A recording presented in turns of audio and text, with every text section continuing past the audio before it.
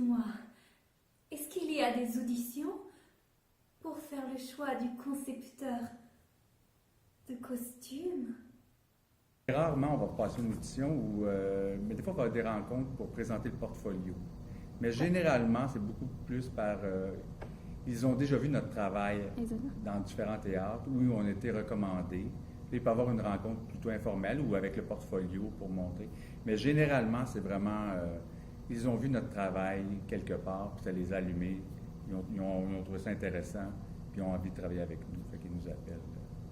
Phase 2, pré-production. Quel est le rôle précis du concepteur de costumes? Bien, premièrement, on est appelé, donc on nous fait lire le texte. Est-ce que le texte nous intéresse, tout ça? Et puis ensuite, on rencontre le metteur en scène, discussion avec le metteur en scène, sa vision, vers quoi il va aller avec le texte. Est-ce qu'il veut faire ressortir un aspect plutôt qu'un autre?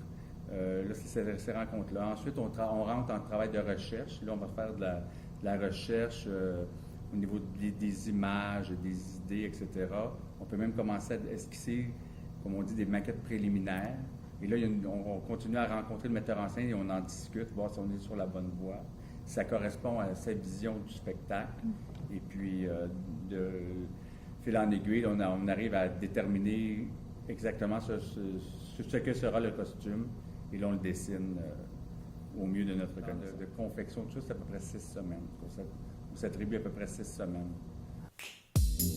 Phase 3, l'entrée en salle. Quel rôle joue maintenant le concepteur de costumes? Premièrement, c'est de faire en sorte qu'ils soient heureux dans leur costume. Ça, c'est très important. Donc, s'il y a incompréhension, s'il ne l'avait pas vu de toute façon, de cette façon-là, nous, on continue de régler les petits problèmes. S'il y a des changements rapides, de trouver des solutions pour que tout ça soit fluide pendant le spectacle. Phase 4, production. Ben, le concepteur, là, y es-tu encore là? Je veux dire, on a-tu encore besoin de lui? Après la première, nous, les concepteurs, on n'est plus là. C'est une autre équipe qui prend la relève. Souvent, c'est les assistants metteurs en scène. Si c'est un théâtre où il y a des habilleurs ou des habilleuses, eux font le suivi des costumes. Donc, s'il y a des bris ou réparations, lavage, tout ça, c'est eux qui font ça. J'aimerais vous entendre sur l'importance du costume au théâtre.